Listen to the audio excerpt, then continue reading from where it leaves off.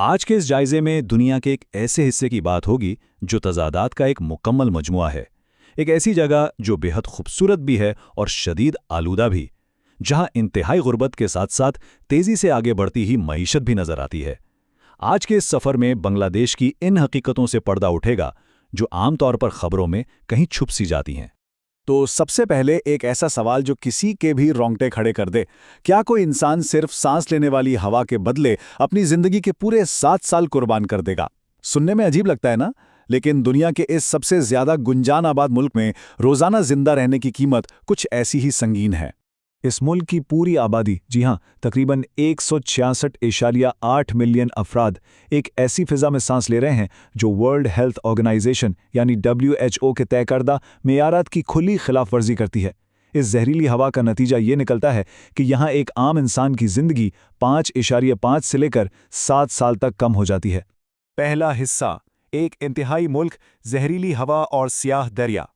چلیے اس تصویر کا پہلا رخ دیکھتے ہیں۔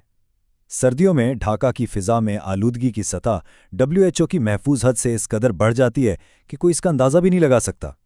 یہ دھواں اس قدر زہریلا ہوتا ہے کہ یہاں سانس لینا روزانہ 40 سے 50 سگریٹ پینے کے برابر ہے۔ اور حیران کن بات یہ ہے کہ اس کی سب سے بڑی وجہ گاڑیاں نہیں بلکہ 7,000 سے زیادہ وہ اینٹوں کے بھٹے ہیں جو بغیر کسی روک ٹوک کے بے تحاشا کوئلہ جلا رہے ہیں۔ خیر، اگر ہوا کا یہ حال ہے تو پانی اس سے بھی گیا گزرا ہے۔ ڈھاکہ کا دریائے بوڑھی گنگا جو کبھی نیلا یا بھورا ہوا کرتا تھا اب مکمل طور پر کالا ہو چکا ہے۔ روزانہ اس دریا میں بے حساب زہریلا فضلہ پھینکا جاتا ہے۔ نتیجہ، چمڑے کے کارخانوں میں کام کرنے والے 58% مزدور معدے اور آنتوں کی شدید بیماریوں میں مبتلا ہیں۔ یہ بالکل ایک کھلی تباہی جیسا ہے۔ اور ان سب کے ساتھ ایک ایسا خطرہ بھی ہے جو بالکل نظر نہیں آتا۔ زمین کے اندر پانی میں پایا جانے والا قدرتی آرسینک، یا جسے سنکھیا بھی کہا جاتا ہے، ہر سال 24,000 لوگوں کی جان لے لیتا ہے۔ حکومت فلٹر شدہ پانی تو فراہم کرتی ہے، لیکن سوچنے کی بات یہ ہے کہ جس شخص کی روزانہ کی کمائی صرف $2 ہو، اس کے لیے صاف پانی خریدنا بالکل کسی ناممکن خواب جیسا ہے۔ دوسرا حصہ، کپڑوں کی اصل قیمت، عالمی سپلائی چین کی چھپی ہوئی حقیقت۔ اب اس مقامی تباہی کا تعلق ہمارے اور آپ کے پہنے جانے والے کپڑوں سے جڑتا ہے۔ یہاں ایک زبردست موازنہ سامنے آتا ہے۔ ایک طرف 5200 سے زیادہ فیکٹریوں کا جال ہے جو دنیا بھر کے ملبوسات کی مارکیٹ کا ایک بہت بڑا حصہ فراہم کرتا ہے۔ دوسری طرف وہ انسانی حقیقت ہے جہاں 85% خواتین مزدور دن میں 12 سے 14 گھنٹے کام کرتی ہیں۔ سن کر یقین نہیں ہوتا، لیکن بعض اوقات تو انہیں واش روم جانے کی بھی اجازت نہیں ملتی تاکہ پیداوار کم نہ ہو جائے، جس کی وجہ سے کئی مزدور گردوں کے امراض کا شکار ہو جاتے ہیں۔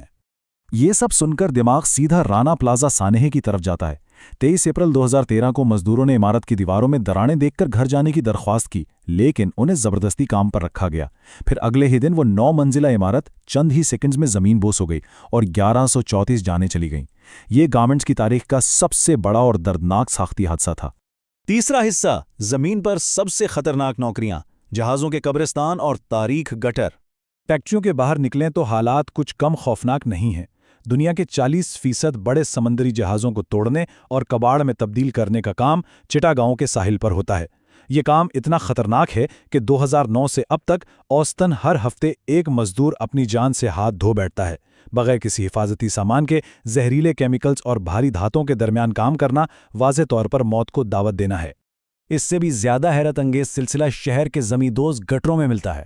8 لاکھ افراد انتہائی زہریلی میتھین گیس کے درمیان اپنے ننگے ہاتھوں سے گٹر صاف کرتے ہیں، اور وہ بھی صرف $4 روزانہ کے عوض۔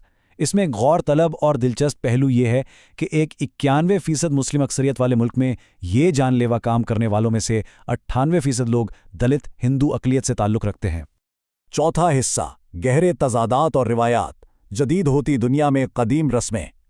اب یہاں پر معاشرت کی ان روایات کی بات آتی ہے جو توقعات کے بالکل برعکس ہے۔ ایک انتہائی قدامت پسند معاشرے کے اندر منڈی قبیلے کے 25,000 افراد کا معاملہ بالکل مختلف ہے۔ یہاں خاندانی نظام ماں کے نام سے چلتا ہے، عورتیں زمین کی مالک ہوتی ہیں، اور تاریخی طور پر بہنوں کے درمیان ایک ہی شوہر بانٹنے کی روایت رہی ہے تاکہ کوئی اکیلا نہ رہ جائے۔ یہ آس پاس کے معاشرے سے ایک بالکل الگ ہی دنیا لگتی ہے۔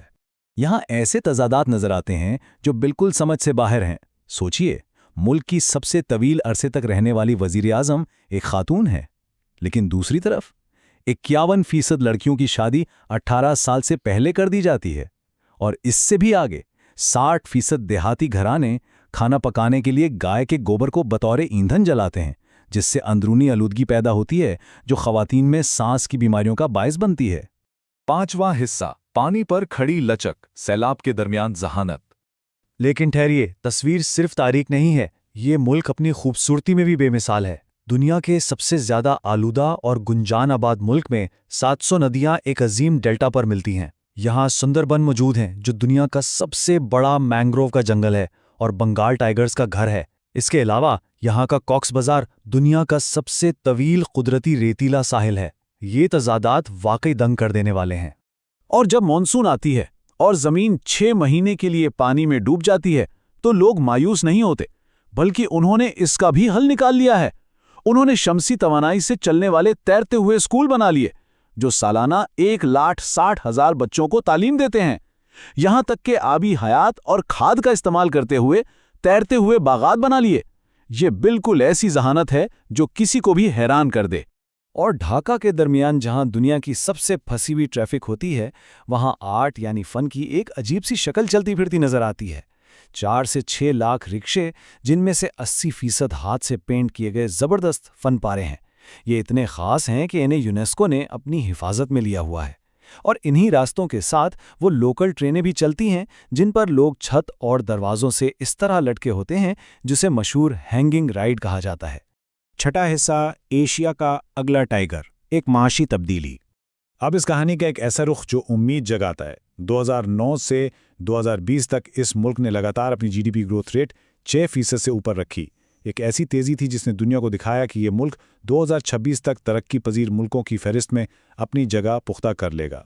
ये मुआशी इनकलाब शुरू कैसे हुआ? माहिर मुआशियात मोहम्मद यूनिस ने 42 खवातीन को सिर्फ $27 का कर्जा दिया।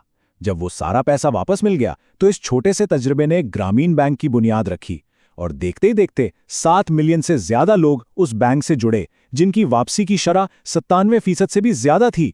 इस कामयाबी ने गरीबों की वसूकियत साबित कर दी और उन्हें 2006 में नोबेल पीस प्राइज से नवाजा गया। तो असल कहानी ये है कि पिछले 50 सालों में जो तब्दीली आई है वो किसी मौजज़े से कम नहीं। 1971 की आज़ादी के वक्त जिसे इंटरनेशनल बास्केट केस यानी बैनुल-अक़वामी भिखारी कहा जाता था, वो आज एशिया का अगला टाइगर बन चुका है। पढ़ने लिखने की शरह 17% से बढ़कर तकरीबन 75% हो गई है। इन लोगों ने अपने तारीख तरीन आदाद और शुमार को बदल कर रख दिया। इस तमाम सफ़र को देखने के बाद एक बड़ा सवाल ज़रूर जहन में उभरता है। जब हमें आलमी मसनूआत के पीछे छुपी कीमतों और उन्हें बनाने वालों की नाकाबिले यकीन जिद्दोजहद का इल्म होता है, तो क्या इन लोगों और इस मुल्क के बारे में हमारा नज़रिया बदल नहीं जाता? ये बिल्कुल उस पोशीदा बोझ की तरह है जो किसी और की ज़िंदगी को रोशन करने के लिए उठाया जाता है। ये जायज़ा उन्हीं छुपी हुई दास्तानों को ढूंढने की एक